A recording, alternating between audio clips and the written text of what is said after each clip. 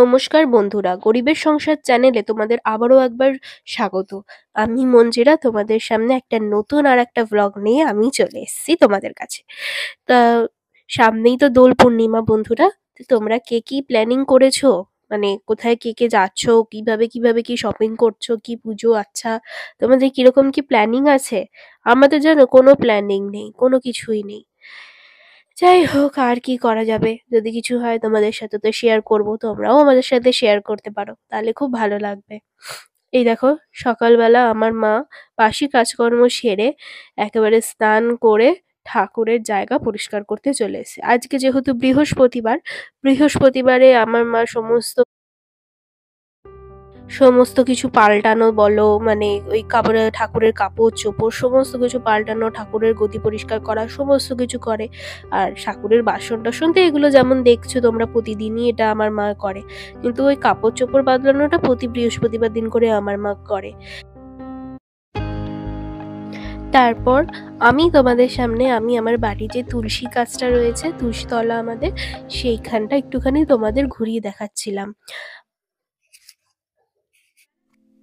তারপর আমাদের এখানে যে বাগানটা রয়েছে, মানে এখানে বলতে আমার বাড়ির পেছনে আমাদের বাগানটা, সেটা তোমাদেরকে একটুখানি পেছন দিকটা একটু ঘুরিয়ে দেখাচ্ছিলাম। এই পেছনের কাজটা আমরা খুব রিসেন্টলি করেছি। এই মোটামুটি ধরে নাও এই ফেব্রুয়ারি মাসের মধ্যে আমরা কমপ্লিট করেছি পেছনের কাজটা। পেছনেরও আমাদের একটা পুরো ভাগাড় হয়ে গিয়েছিল।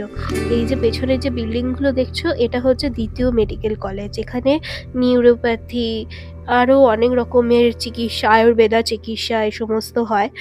তো ওটাই তোমাদেরকে আরেকটু দেখাচ্ছিলাম। আমাদের বাড়ির পেছনেই হয়েছে সেটা। আর এই জায়গাটাতে আমাদের এই হসপিটালটা হওয়ার কারণে আমাদের পেছনের বাড়ির পেছনটা একেবারে নোংরা হয়ে গেছিলো, তার জন্য আমাদের সুন্দর করে সাজাতে হয়। তো সেটাই আমি তোমাদের কাছে একটুখানি তুলে ধরলাম। আর আমি এখানে পাগলামি, আমি জানিই না যে মানে অ্যাকচুয়ালি ভিডিওটা আমার মা করছে, আর আমি তো বুঝতে পারিনি যে এরকম ভিডিও করছে, আর আমি ইন্টারেস্টে হাত পা নাড়াচ্ছি আর এত হাওয়া দিচ্ছে।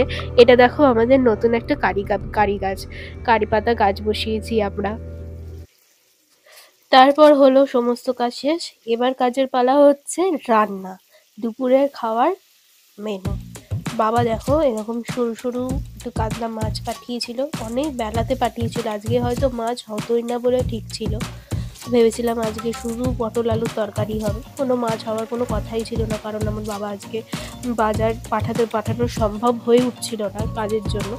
তো যাই হোক, তাও অ্যাট লাস্ট রাত্রিবেলা 11টা, এই তোমার বেলা 11টা 12টার সময় বাজার পাঠিয়েছে, একটু মাছ পাঠিয়েছিল, সেটাই একটুখানি করব। এই যে মা শিল নোড়াতে একটু মশলা থেতলে নিচ্ছে, একটু ভালো করে মশলা, আদা রসুন কাঁচা লঙ্কা একটু পেস্ট করে নিচ্ছে, আর একটুখানি পেঁয়াজ পেস্ট করবে। আর কিভাবে কি রান্নাটা আজকে করছি সেটা একটু সামান্যভাবে তোমাদের কাছে তুলে ধরার চেষ্টা করছি মাত্র। তোমরা কিন্তু বন্ধুরা চলে যেও না, পাশে থেকো। তারপর মশলা বাটা তো কমপ্লিট। তারপর কিভাবে রান্নাটা করছি চলো একটুখানি বলে দিই। এই যে গরম সর্ষের তেলের মধ্যে একটুখানি মাখন 1 চামচে ঢেলে দিলাম। তারপর একটা শুকনো লঙ্কা মাঝখান থেকে চিড়ে ফোড়ন দিলাম। তারপর একটু কুচনো পেঁয়াজ তোমাদের সামনে দিয়ে দিলাম, দেখতে পেরেছো? দিয়ে এটাকে কিছুই না, একটু শুধু নেড়ে নিতে হবে। নেড়ে নিচ্ছি, আমার মা নেড়ে নিচ্ছে। নেড়ে নিয়ে ফিরে আসছি, দাঁড়াও একটুখানি হালকা মানে একটু বাদামি বাদামি হোক, তারপর তোমাদের দেখাচ্ছি। তারপর দেখো পেঁয়াজটা আমি ভালোভাবে নেড়ে নিচ্ছি, যাতে কিভাবে বাদামিটা হবে। দেখো এরকম ঠিক বাদামি যখন হয়ে আসবে, তখন আমি কি অ্যাড করব সে সমস্ত মশলাগুলো দেখতে হবে।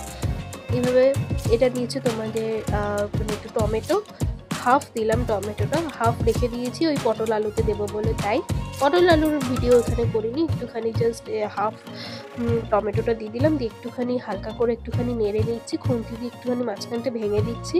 এর মধ্যে একটুখানি মানে টমেটোর একটু গলে যাওয়ার জন্য, নরম হয়ে যাওয়ার জন্য আমি এর মধ্যে একটু নুন অ্যাড করব। নুন দিয়ে নিলে পরে কিন্তু টমেটো খুব তাড়াতাড়ি গলে যায়, তার জন্য জাস্ট এইটুকুনি একটু নুন দিয়ে নিলাম, দিয়ে ভালো করে একটু নেড়ে নেব। তারপর দেখো আমি খুন্তি দিয়ে ভালো করে টমেটোগুলো একটু ভেঙে দিলাম। কেন আমার কিন্তু খুব একটা প্রেশার ক্রিয়েট করতে হয়নি, কারণ নুনটা দিয়ে দেওয়ার কারণেই জাস্ট মানে এক ১ মিনিটের মধ্যেই পুরো টমেটোটা গলে গেল। দিয়ে একটুখানি হাফ এখানে পেঁয়াজ বাটা ছিল, হাফ মানে মোটামুটি ২ টো পেঁয়াজ বাটা, আর ১ ইঞ্চি আদা বাটা, আর ৪-৫ টা রসুন বাটা দিয়ে দিলাম, আর ৫ টা কাঁচা লঙ্কা বাটা সব একসাথে মিক্সড করে রেখেছিলাম ওই দুটোতে আর কি দেবো বলে, তার জন্য। এইভাবে আমি দিয়ে নিলাম। বুঝতে পেরেছো ব্যাপারটা? দুটো রান্নাতে হাফ হাফ মশলা, তাই জন্য এইভাবে দিলাম। দিয়ে ভালো করে একটু নেড়ে নিলাম এই মশলাগুলোর গন্ধ, কাঁচা মশলার গন্ধ চলে যাওয়ার জন্য। তারপরে একটু হলুদ গুঁড়ো অ্যাড করলাম। দিয়ে ভালো করে দেখছো নাড়ছি শক্তির সাহায্যে, ভালো করে তাড়াতাড়ি তাড়াতাড়ি করে নাড়ছি। নেড়ে নেওয়ার পর এবার দেখো কি অ্যাড করি। আর একটু আমার মনে হলো যে হলুদ গুঁড়োটা দেওয়ার খুব দরকার, কারণ একটুখানি ফ্যাকাশে লাগছিল আমার কাছে। তাই আমি আর অল্প জাস্ট ১ পিঞ্চ একটু হলুদ অ্যাড করে নিলাম। দিয়ে একটু ভালো করে নেড়ে নেবো হলুদের গন্ধটা চলে যাওয়ার জন্য। তারপর একটুখানি মশলাটা লেগে যাচ্ছে দেখে একটুখানি জাস্ট অল্প একটু জল অ্যাড করলাম। তারপর এই ছোট চামচের এই ১ চামচে ধনে গুঁড়ো, জিরে গুঁড়ো মিক্সড ইউজ করলাম আমি, আর কাশ্মীরি লাল মির্চ ইউজ করলাম এতটা, ২ চামচে।